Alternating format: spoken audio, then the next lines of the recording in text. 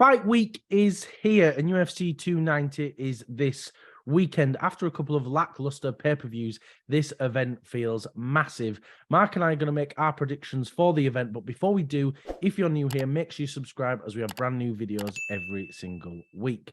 But we start with the main event. We have interim champion Yair Rodríguez trying to become a unified champion against Alexandre Volkanovski. Mark, what's your prediction for this fight and why? I do not see Yair giving Volk any trouble whatsoever. I mean, I think it's a well-known fact now that I'm a Volkanovski and Australia simp. But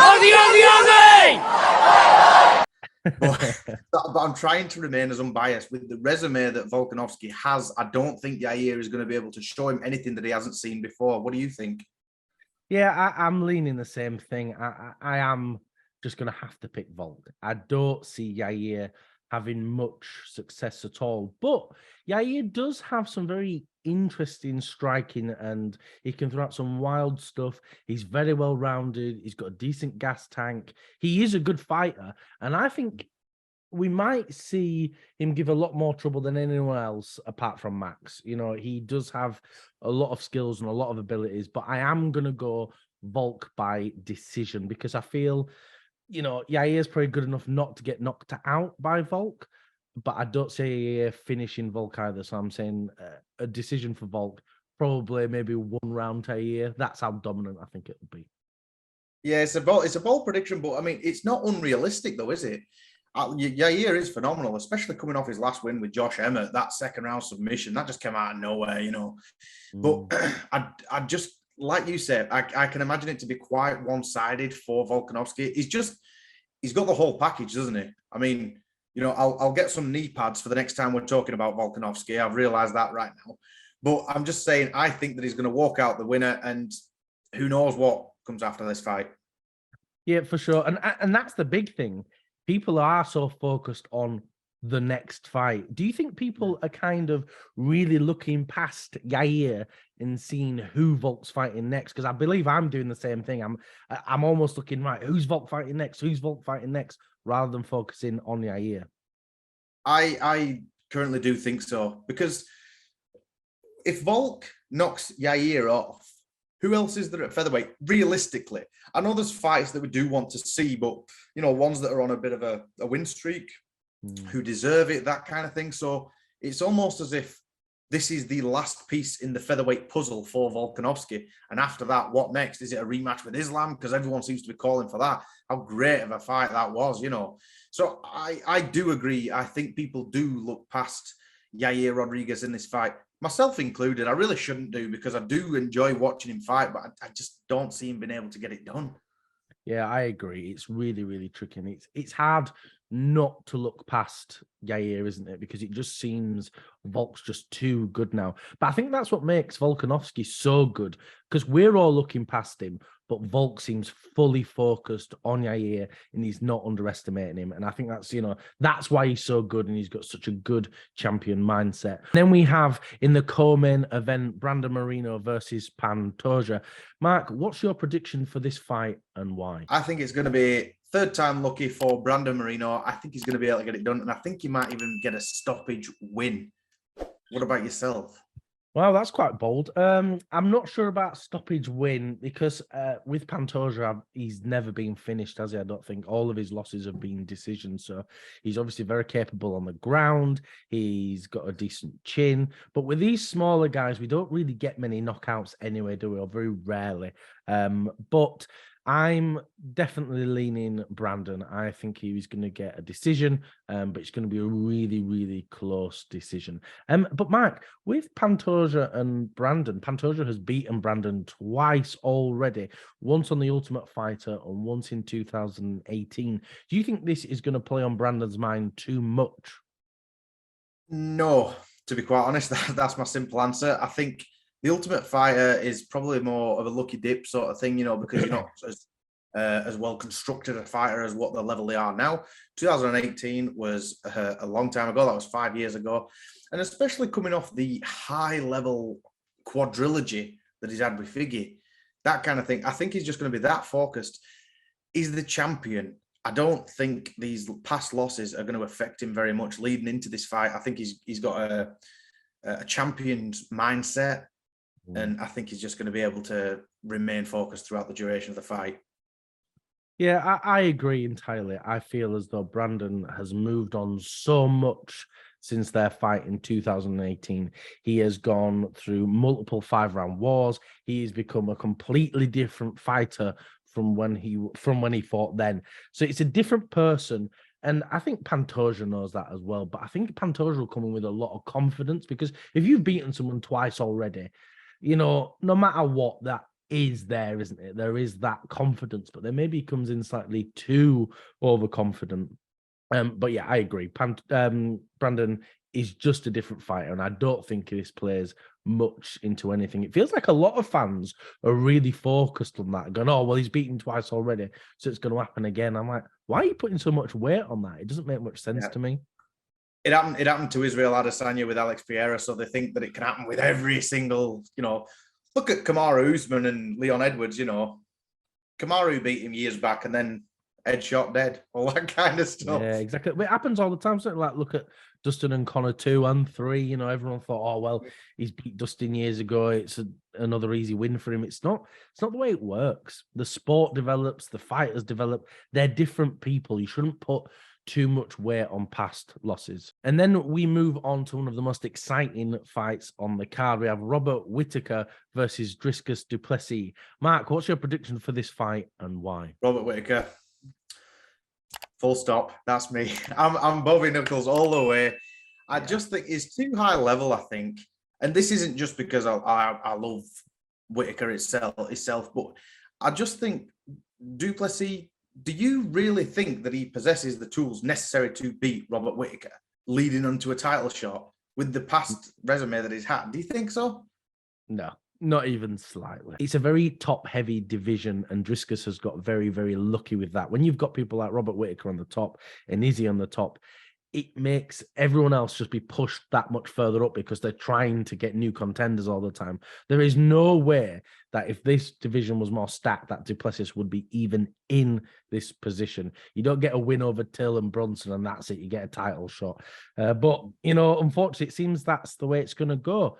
But I'm going to pick Robert Whittaker by 3rd round TKO. And that's very, very, very specific. But I think with du Plessis, he has got 1 round to make the most of this because he is gassed straight away.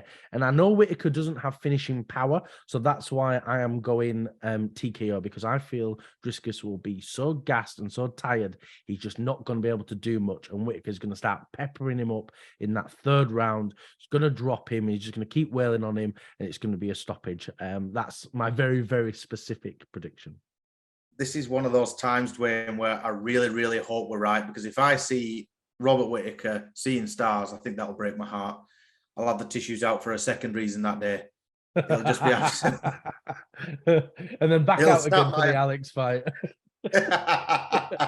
It'll absolutely ruin me. But I think you're right. With the past fights on show, I think du Plessis, I'm not sure if he's going to be able to get into the 3rd round, as in, it's one thing for me to be calling someone's gas tank. I can't run the length of myself, but Robert Whittaker comes out into the 5th round, well rested, all that kind of thing. And this is only 3 rounds. Yeah. This is Robert Whittaker's, is it his first 3-round fight for a long time? His fight with Vettori was 3 rounds, wasn't it? That was a co-main event, wasn't it? Yeah. But in the sense that, he's well prepared for 5 rounds usually. He doesn't really seem to, dwell back down. I just think he's going to be able to get it done. And I'll probably agree with you there, a stoppage. I maybe wouldn't go as specific as the 3rd round. I'll just say stoppage, so it covers all 3 rounds nicely. Well, I like to make Mystic Mac predictions, Mike. I want to get as close as I can to it. But so this seems very clearly a title eliminator for UFC 293, where the winner will fight Israel Adesanya. But the big problem is it's a very, very quick turnaround. And one of these guys could get injured quite easily. So do you worry, Mark, that if, say, Robert does beat du Plessis and he's injured, do you worry that he'll be ready for another fight? And if he's not ready, who do you think Izzy would fight instead? Well, I think, that's, to be honest, that's why I don't like when we look to the future too much. because then you think, oh, well, this always works out fine. That'll absolutely fit into place. MMA maths doesn't make sense. Never has, never will, that kind of thing, you know. I mean, I suppose as a standalone and as a stand-in, Sean Strickland's just come off a good win where he took minimal damage. I mean, does he deserve it? I don't think so, but he could well turn up and get knocked out by Israel. Well, that's what we're talking about, isn't it? It's because we've got this big top-heavy division. People are going to get title shots when they shouldn't necessarily be getting a title shot. And I could see Strickland getting it. But in an ideal world, obviously, Robert Whittaker beats Plessis at UFC 290 and fights Israel at UFC 293. But if Whittaker's not ready, a fight I'd actually like to see, if Yuri Prohaska is not back yet, we have Jamal Hill versus Izzy at UFC 293 as the main event, champion versus champion. And we have Izzy have one more shot at becoming double champ at 205. And then we have Dan Hooker versus Jalin Turner. Mark, what's your prediction for this fight and why? I think Dan Hooker may get it done by decision. Obviously, this fight was postponed. It was supposed to happen a while ago. Dan broke his wrist, presumably from fist bumping everyone because he got his first win in I don't know how long. But I think he's going to come back focused, determined. And I think he might edge the decision win. What do you think? Yeah, I'm actually leaning the same way. I don't know if this is quite a pick that I'm thinking with my head. And it's more of a heart pick, really, because I am a big fan of Dan Hooker, because Jalin Turner is bloody massive. He's huge for the division. I think he's like 6'2" or 6'3". But Dan's not small himself. He's 6 foot, and he's actually got the exact same reach as Jalin Turner. So I think where they've got the same reach, and I think Hooker's got the most experience, and I think that experience is what's going to get him through this. Because don't forget, it's only a 3-round fight, and I think if he comes out patient, takes his time, takes precise shots, he can get a decision win here. And then we open the main card with Bo Nickal versus Tresean Gore. Mark, what's your prediction for this fight and why? I'm fully on the Bo Nickal train, to be honest. I think after his dominant victories, he's an absolute force to be reckoned with. And I think it's going to take someone pretty good to knock him off this ladder already.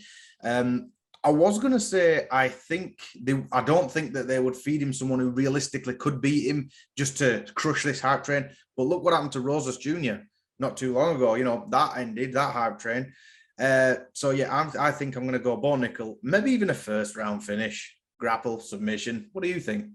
Yeah, you could be right. We could get a finish here, but I think Tresean Gore's actually quite good. I think he's got fairly decent striking. He's a good wrestler, good grappler, quite well rounded, and he's on a similar level to Bo. But I think Bo's wrestling is just too good and too high. So I actually think he's going to get a decision win here. I think he's going to grind Gore down and get that decision. And I think you're right. I think, you know, not that they're selecting easy fights for these guys, but with these hype trains, they're trying to select perfect opponents out so we can build them up. Because you're right, with Bo Nickal, we have got this really big hype train, and it seems there's a lot of excitement around him. A lot of people are talking about him fighting Hamzat already. I don't know if that's quite the time yet. I think he needs to gain more experience. I think he's only ever had 5 MMA fights ever, so I don't think he's quite ready for someone like that.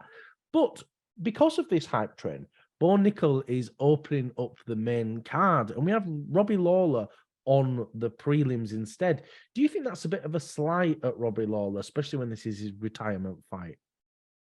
Personally, I would have loved to have seen Robbie Lawler opening the main card for his retirement fight. The things that he's done to the sport, the amount he's given to the sport.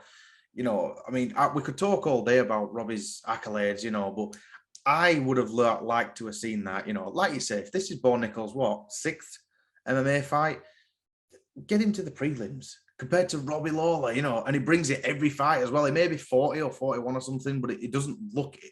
You know, he comes swinging and that, especially against Nico Price. He's a good opponent for him as well. It's not just a nobody they fed Robbie, or it's someone that he's going to get slaughtered by. Even in recent years, he's put on absolute crackers. Remember against Brian Barberena, that kind of thing. And very recently he beat up a slow motion Nick Diaz a couple of years ago. But you know, he always brings it. That's my point. Do you think it's a little bit of a snub? Yes and no. I feel like I would have liked to have seen Robbie open up this main card and really put on one last big final fight. But the final fight of the prelims is actually probably the most watched fight on the card, because you've got all these people who are watching it for free and those who have bought the pay-per-view watching it at the exact same time. So I actually think the final fight of the prelims is actually quite a good spot, because I think he'll get to talk to a lot of people when he makes that retirement speech. But it is a slight snub, and I feel like he should be on the main card. Just contradicting myself there completely, but it is what it is, unfortunately. But Mark, with the prelims and the early prelims, is there any other fights that you're excited for on this card? There's actually a lot. UFC 290, we have been spoiled rotten, I think. The early prelims obviously got Robbie Lawler. I always look forward to that, him fighting. We've got Sean Brady, apparently has pulled out against his fight against Jack Della Maddalena. So there's rumors of Kevin Holland stepping in, but I mean, he's meant to be fighting at UFC 291. I mean, it's rare that we have a card without Kevin Holland on it, to be honest. So it could well happen. But also we've got Dwain. If you remember, I think it was back at UFC 284, we had Jimmy Crute and Alonzo Menifield, who ended up in a draw. We've got the rematch of those two, which is actually pretty rare to get a rematch where it's not, either for a title or the main event or that kind of thing. But I'm always looking forward to see Jimmy Crute. I must admit, I'm very biased. Love Jimmy. Love to see him. He's got some extreme power. I'm hoping this time he can get it done rather than gassing out and ruining his cardio. I'm hoping he can take his time a little bit, pick his shots a little bit better. We might get a second round knockout or something. This card, Dwain, is going to be absolutely huge. It's very refreshing coming off 288 and 289, and now we get all of a sudden spoiled. This is all our Christmases coming to one for UFC 298. Don't stop there, because the next month is even better. I agree, Mark. I'm incredibly excited for this card. But Mark and I are going to be live streaming UFC 290, so make sure you come and say hello. But I do think that's all we've got time for. Thank you for watching. If you can like, comment, and subscribe, it really does help us out.